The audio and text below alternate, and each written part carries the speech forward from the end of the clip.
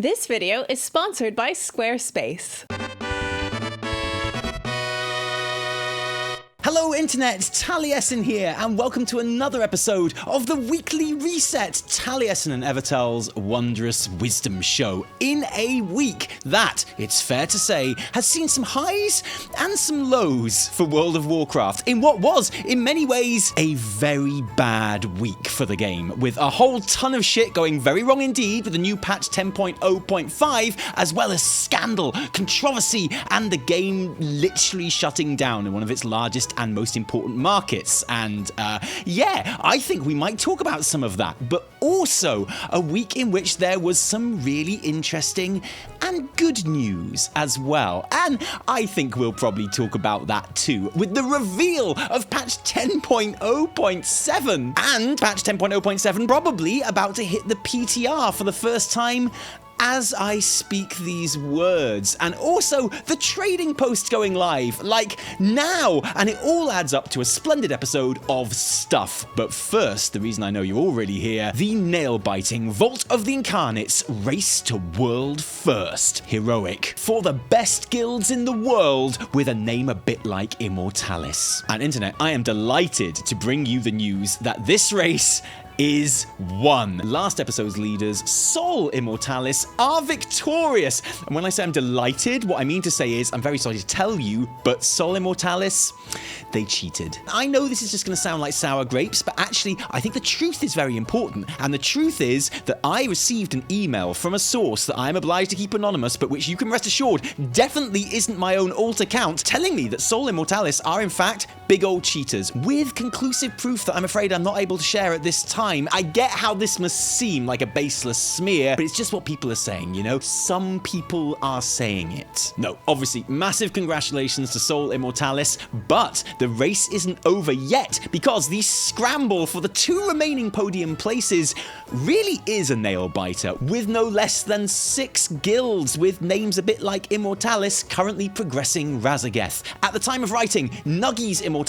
and Norska Immortalis both started their lightning chicken journey 16 days ago, which gives you some idea of what a serious undertaking this boss is for your average ahead of the curve guild. Are these two contenders stuck? Are they even still trying, or did they give up and play Guild Wars 2 instead? Who even knows? But Est Immortalis, bit like Immortalis, Immortalis, and Immortalis Argent Dawn, the OG People's Champions, strong and brave and protectors of the weak and needy, yay, are all chipping away at the fight now too. And I have to say, we might not have won this race, we might not even make the medal places, but I'm pretty happy with this so far, considering our very long winter break, and also another break last week because a significant number of our raid came to Swansea for my birthday, which of course held us up as well, but I think it was worth it. All things considered, just keeping pace with this slot is a massive achievement. I'll be back with an update on this thrilling race when there's more news to report. Don't worry, unlike Razageth, I won't be playing my cards close to my chest on this one.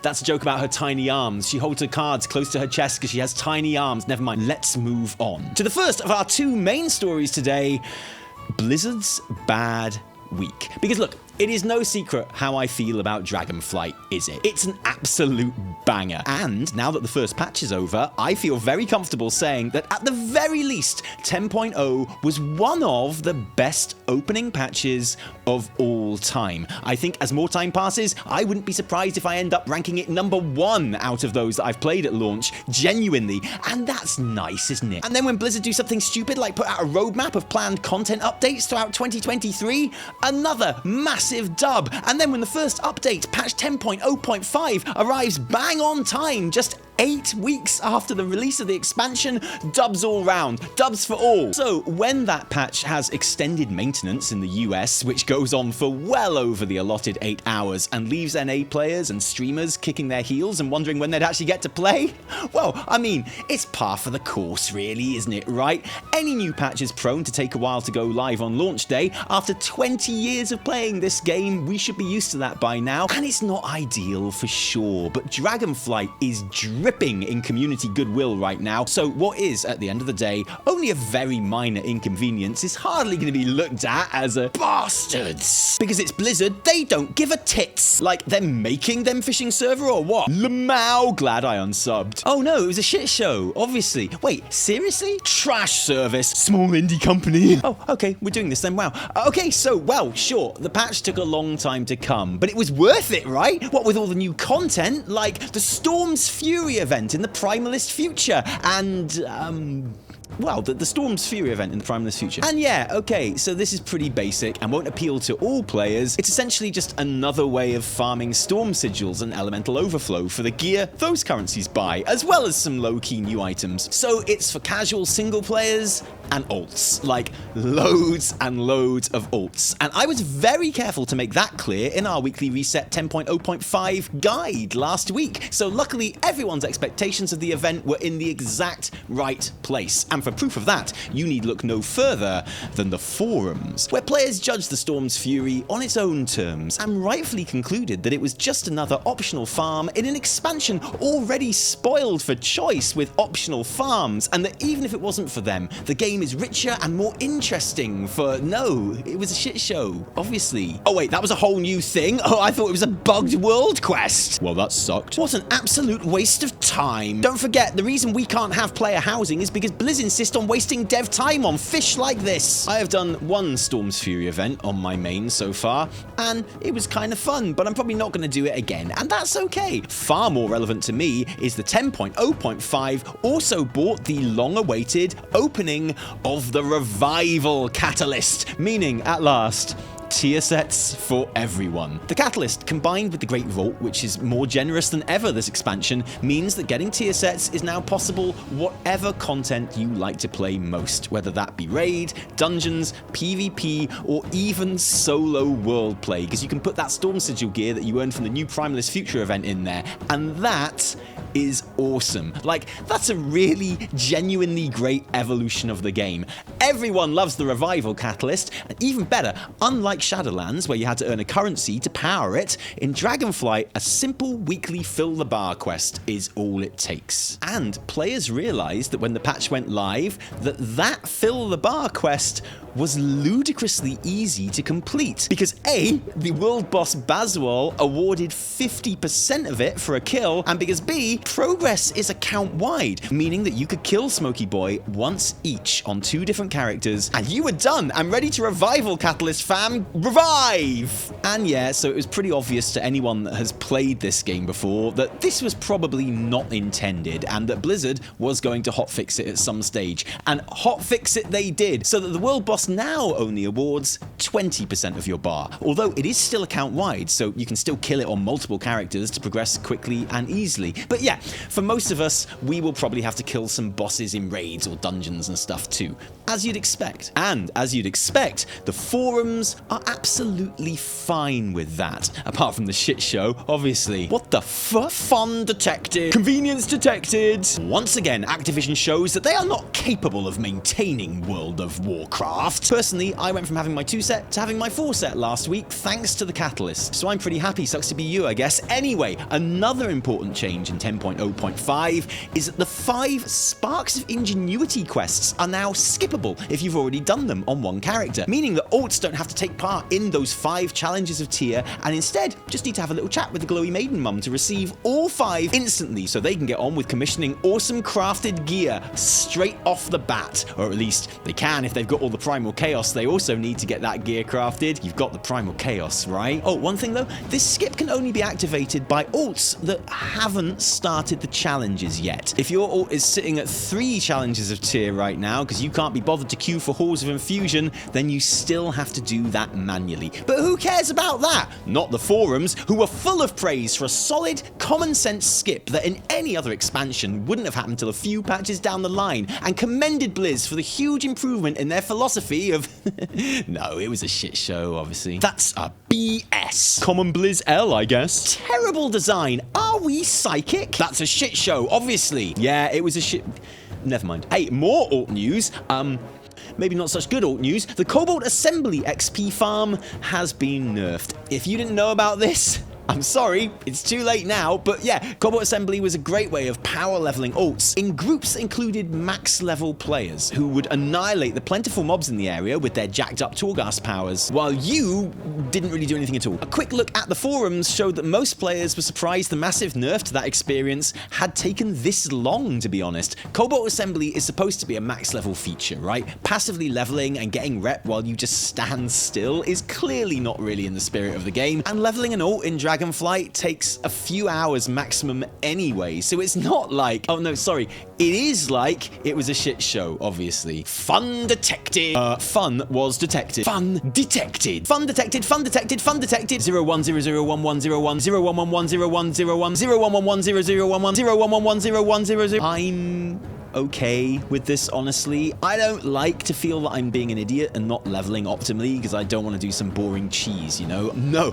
I just run dungeons for 4 hours instead and gather herbs and ore while I queue because that's proper immersive gameplay right there. The big headline feature of 10.0.5 is, of course, the trading post, which opens in like a day as a new permanent feature of the game, which allows players to choose from a rotating stock of cosmetic items that they buy with traders' tenders that are rewarded for logging in, but also filling their trader's log by completing everyday gameplay tasks. It's basically a passive thing. It's definitely not a battle pass, but it definitely is based on a battle pass. Like, the devs clearly sat down and said, what are the fun things about a battle pass? And that's cool. Some nice clarification from Blizz on a couple of trading post details this week.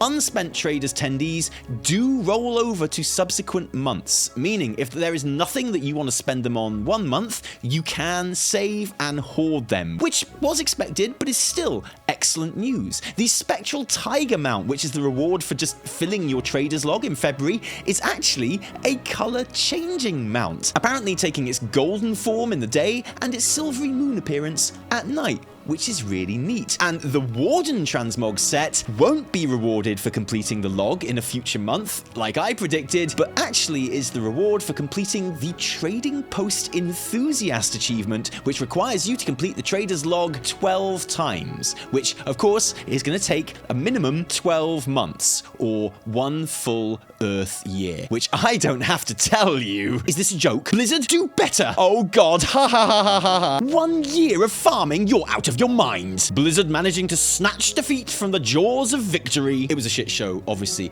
That's what I didn't have to tell you. That's why I didn't say it before the quotes, so just ignore I said it then. So I talk about this on a video on the second channel, T&E TV, where you can catch edited stream segments talking about individual news topics, 26,000 subs and counting. I highly recommend it. But my takeaway is basically that the achievement itself is fine, and having a good, desirable reward for it is absolutely fine. It fits the MO of the trading post, which is explicitly a sub-retention theme. It's just veteran rewards at the end of the day. Personally, I am disappointed it is this reward, because most of us had assumed it was going to be a standard monthly thing like the Tigers, and that is obviously going to sting. And you can argue that it's really the fault of data mining, right? Like, if this reward had been seen after the achievement had been created, then I think people would be extremely happy and very hype about it. But I do totally understand the disappointment, because we did see the reward first. It is what it is. My main question right now is whether this set is going to be Night Elf specific or not. I'm not even sure what I'd prefer. I don't even know what the community would prefer at this point. So genuinely, let us know your opinion in the comments below. And also below, as always, we are linking to a number of interesting Wowhead articles that go into more depth on loads of things that we cover in this episode, including the trading post itself, and including a link to a Weakaura from my buddy Nulgar that changes traders' tenders to tradies' tendies in-game, which is probably the most important add-on you could possibly install at this point, let's be honest. And if that was a bad start to the week for Blizz, well, the good news is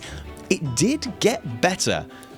Quite a lot better, in fact, with a blue post going into more details about patch 10.0.7, just hours after the 10.0.5 patch went live in the EU, which means, honestly, I wouldn't be surprised to see the PTR for that upcoming patch go up in the hours after EU reset this week. Blizz apparently keeping their promise of moving an absolute rate of knots in terms of patch cadence this year. And this blue post gives us some great insights into the new world content on the Forbidden Reach, utilizing the Drakthir starting zone, which is an awesome idea. That world content will include new world bosses and objectives. Ah, yeah, more storms.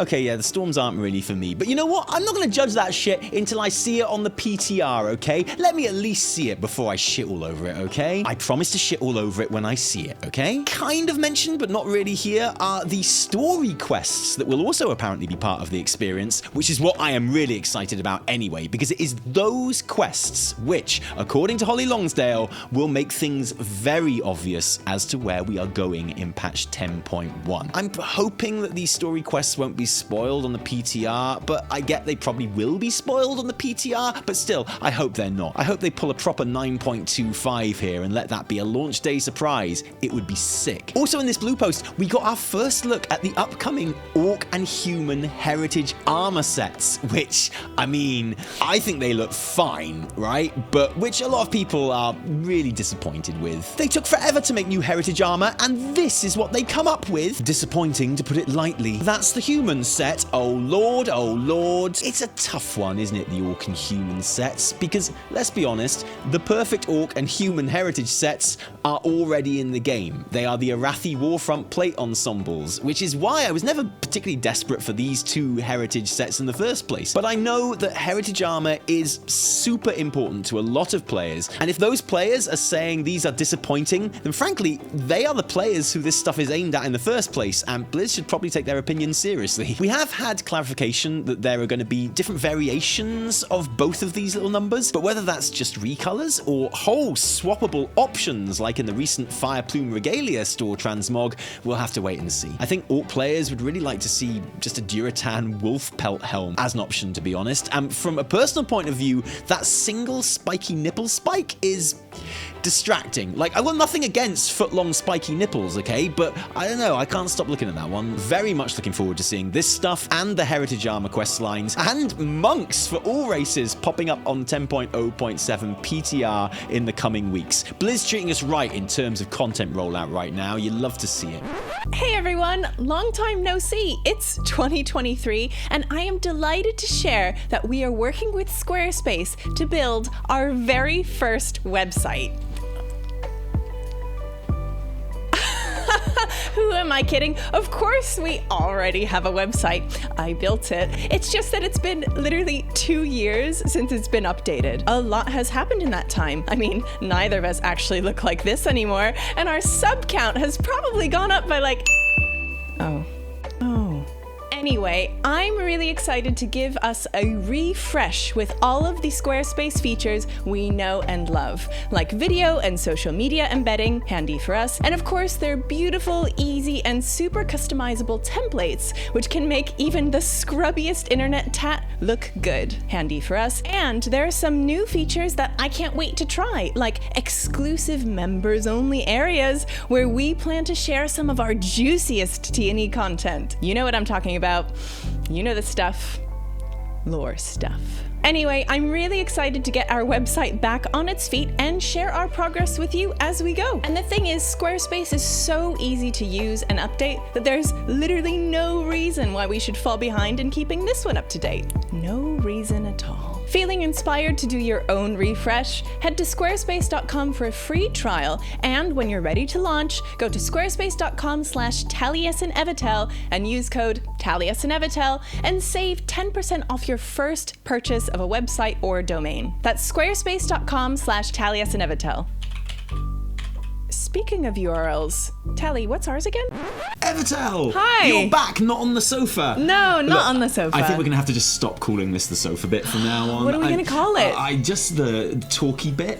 That's fine. Talky bit is fine. The unscripted bit. Talky is fine. The live bit. The uncensored bit. The unfiltered. Yeah, the unplanned segment at the end of the video. I love it. Wow. Because, well, when you're back doing segments in the weekly reset, as God intended, I think you're probably going to be sitting on that sofa there. Nice. To do them. So, we'll have we will have a sofa bit. Because you used to sit on the sofa in the old place and do your sections. I did. Well, I think that's what we'll do again then. Yeah, sounds good. But Can't wait. The world wants to know, Evitel. Yes. 10.05. Yeah. How is it for you? I've just been grinding away. I finally did Rasageth. on what? LFR. Right. Hey, which should be an achievement in and of itself. Honestly, I think Razageth LFR is probably harder than Razageth normal. There's something really amazing watching an LFR group pull together. Like, one, you kind of pull together in the beginning, you lose or kick all of the jokers. Wait. Lose or kick? That sounds pretty ruthless. Okay. It's like, when you say jokers, do you mean people who are purposely sabotaging, or do you mean like anyone who does not do your level of amazing DPS? No. Because I know people that would. Right, yeah. No. This was like an impromptu group. Some people were like ninja pulling, so they were... They gotta go. But you can't be ninja pulling on Razageth. No, like, it's just, such a it's time rude. commitment, right? It's so rude. Yeah. It's so rude. Then, people who got fed up with dying a few times, leave instantly. Fine, we don't need you anyway. A few times. Okay, so how long did it take? How many pulls? It took a couple of hours to do, to be No honest. way! What? Hang on. Maybe an hour? A couple No, of maybe hours? an hour. Maybe in an LFR? hour. You deserve more than achievement. Thank you you. deserve more than a heroic upgrade. You deserve you deserve a suck job, frankly. Like you deserve Thank everything. you. I'll get my That was literally the best thing I could think to offer you. So job. yeah. Thank you.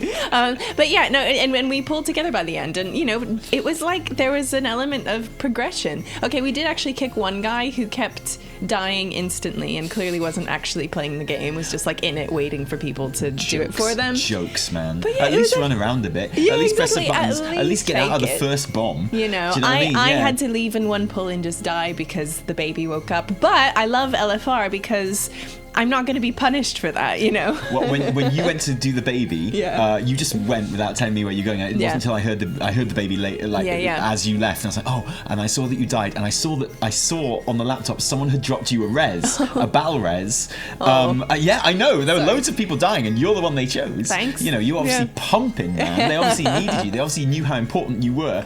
And I declined the battle res. They could use it on someone else. Oh wow! Yeah. Thank you. Yeah. And we eventually did it. So I've been really enjoying that. Yeah, I've wrapped up the the Sparks quest line. My reps are Valdrakken, I think I'm 17, so I still haven't even done the 19 quests and things. Well, because I had a very successful week when it came to rep and renown. I completed my Tuscar renown. Very nice. Wow. So I am of Iskara now, and that was the first one I completed. I remember in the opening weeks of the expansion, everyone was like, how do you even do Tuscar? Yeah, soup and soup and fishing quest. Yeah, I didn't even purposely target the Tuscar one. It just happened. I did all of the side quests before I did any of the other side quests. Because I love the Tuscar. Yeah. But I didn't focus it. I wasn't I must get the Tuscar because they are the best, although they are. It's true. Yeah, but basically I just really liked the fishing quests. Amazing. I feel like the fishing quests dailies, because they're right next to Valdrakken, right? So you just dive down there and you do them. And I like the fishing nets. I think the fishing nets are basically what mission tables should always have been. Right? Okay, it's it's something that I actually go out into the world and we put the mission tables and we dot them around the world and we basically just just fill them. You Farmville that stuff. I see that. Yeah, and I like it, and I find it really relaxing. I like collecting all the fish to give in at the beginning of each week, although I won't be doing that anymore. No. Or maybe I will. I not? don't know. Yeah, I guess so. To get my Paragon chests and stuff. Of course. And what have you. But it felt really, really good to max out Tuscar. And then the next day, I maxed out Dragon Scale Expedition as well. Oh, how exciting. It's pretty awesome. And then the next day after that, I got to level 26 on Valdrakken Accord, which means I have unlocked, that's the most important one. Why? Because I've unlocked Dragon Armor. Oh, very nice. Yeah, so there's something about having that Dragon Armor. Yeah. Oh, I got my Dragon Scale, my black Dragon Scales. Sorry, I know. Awesome. Way behind everyone else because I wasn't I wasn't targeting it. I was just I'm going to do this every week, and I turned stuff in, and I got my black Dragon Scales. That's pretty awesome. They look and feel cool. Did you get your full set this week? I did get my 4-set as well. Did you use the revival catalyst to do it? I used the catalyst. I got those quests done. They were pretty fun. They were simple, easy. I did that, and I got a set of tier stuff in the vault as well. So I got my 4-set. Yeah, I did the same. It took me the opening 8 weeks, I guess, to get, or 6 weeks, I guess, of the raid to get my 2-set. Yeah. And it was a slog, a real slog to get my 2-set. And I got my 2-set the week before the catalyst opened, and then the week of the catalyst, I got a tier piece in my Great Vault finally, and then make yourself another just one. made myself some nice I Love think it. a helmet or something. I can't remember, but and made it, and I had 4 set, and then the day after I got my 4 set, our first day in the raid. I got like some 99% passes for my item level. So I heard. In progression rate, like in Diurma as well, in Broodkeeper, which felt awesome. Cool. So cool, man. Okay, that's pretty really, awesome. really good. So I'm just saying, like, that's out of like 1,000 discipline priests that are even kind of logging at the moment. To be honest, hey, although people are picking up on Disc Priest now. Disc Priest is great. Disc Priest is always super fun to play, but it's like especially fun to play at the moment. It's kind of really kind of leaning towards shadow kind of stuff in basically all situations. It's really, really cool. Yeah, well, I love the Devastation Evoker for tier set thing, which is you just get heroism like every now and then. But the best part of it, you get heroism like for 6 seconds every now and then. It'll proc randomly, and it doesn't, you can still actually use heroism. But the best part of it is that you just get big. No way! As you would in heroism, you just get big and fast. Yeah, which that's is so cool. Which, like, when you're playing a casty class, like, all you want is to be big and fast. That's basically the best 4 set in the game right now. That's incredible. It's so fun. Wow, that's awesome. That does explain a lot of what I've seen going on in Raid, actually. Hey, I've just put in my personal crafting order for my pillar, my staff. I'm going to make you a staff? Yeah. Wait, how much are you tipping? Oh, negotiable. Really? Yeah. Okay. Negotiable. I tell you, it's not negotiable. Have people been tipping you a lot for your work orders? I have done work orders for like 10,000 gold. Okay. And I've done work orders for 1 gold, depending on what kind of mood I'm in and whether I will take it. Yeah. Wow. Yeah, generally I find that most work orders, like for weapons and stuff, for codexes and staffs and things like that, I find people tip in the thousands generally. Yeah. Which is great because I've done nothing. I'm literally pressing some buttons, right? Yeah. They're paying for the work that I've put in to level the profession. Exactly. And that feels pretty good actually, not having to gather any of the mats, not having to do that side of crafting. And you can do that with other things, if you're going to make kind of files or potions or those kind of consumables, that's still something you get to do. But it's quite nice just having the ingredients sent to you and you're just pressing some buttons and you still make like 1,000 gold or whatever, or even 500 gold. It's like, gold that you've got for basically nothing. Yeah. It's awesome. It feels kind of good. Someone else has put in all the work on that one. I'm happy to do it. But yeah, the 1 gold ones kind of take the piss a little bit, but I needed to complete a work order, so I did it. But no, generally for like the higher grade items, which is where generally I feel like a responsibility towards those ones because it's public orders, right? So they can't specify an item quality. Yeah. But I try and get them the maximum one. Of course you do. And I always put a little note on going, I'll happily recraft this for inspiration and stuff. If it's not max, but most of the time I get it to max. That's really lovely. That's really lovely. I feel like there are things that can be done better with that system, like to have like recurring customers or whatever. But it is fun that it exists. Oh yeah, the social element that's been introduced by it is actually really great. Yeah. Like I really, really like it. Have you done the storm events in the Primalist tomorrow? I have actually. Oh, yes. There you go. Yes. That was fun. Because I've done one, and that was it. It took me 5 minutes. Yeah, and that was it. Oh, so you're not farming them at the moment? No, but I think I will because I can get some. I desperately need to like upgrade my rings and my trinkets and stuff. Yeah. And they have some stuff that is in theory a bit of an upgrade, so I might just farm that for a little bit. Okay, cool. I think I'm going to use it just to get the storm sigils to get the transmog for the storm sigil gear. Yeah. I think it's pretty cool. Storm sigil gear is cool. I mean, I've been using. I have like a two set from that gives me a really good buff, and while I'm waiting to gear other stuff, it's really good. It's great to be able to hear you talk about stuff like getting your obsidian black dragon scales and stuff like that. Just whenever you fancied it. Yeah, exactly. And this stuff that there's no pressure on it to get. Well, and, I was extremely jealous seeing everyone's black dragons like instantly, because I know you could just farm those keys and just get it right away. But now I got it, and now I feel superior. It's great. Awesome. It's awesome. But it's like that. That's something that is kind of unique to this expansion. Just the sheer amount of there's this cool thing that I got round to getting, and now maybe I'll think about getting this cool thing, and like none of it's important from a player power point of view. Exactly. It's just like cool stuff that you're doing in your own time. Exactly, really and nice. I don't feel the pressure to get it, and it does feel like I can jump in for a few hours, every day, every few days, and not feel behind. You know, Yeah. like I am, you know, I'm behind. I'm not super geared, but I've got like my tier set, and I feel good. Yeah. Do you know what I mean? And Yeah. that I think is really great news for WoW right now. It's a good time to be It playing is- it WoW. is With the good. content coming thick and fast, expecting a new PTR for 10.07 this Nice. week. It's the good times. Yeah. So, welcome to the good times. Hello, we'll good see you for the times. next good time Yeah. next week. But thank you for joining us this week. If you like this episode, don't thank us. Thank our patrons who give their actual real life money They to do. make all of our work happen. So- Patrons, thank you. It's not auction house money, it's real life money. Real life money. Auction house money don't keep these lights on. Although technically they could. Well, no, they'd never keep the lights on. But they could keep us in like BattleNet. Yeah, Like we'd goodies, have right? BattleNet Yeah, yeah. balance, basically. Lovely. But without you, there would be a whole lot less Taliesin and Evitel. true. If you didn't like it, downvote the shit out of it. Remember, my name is Holly Longsdale. No, my name is Taliesin. From me. And me, Evitel. Until next time, cheerio.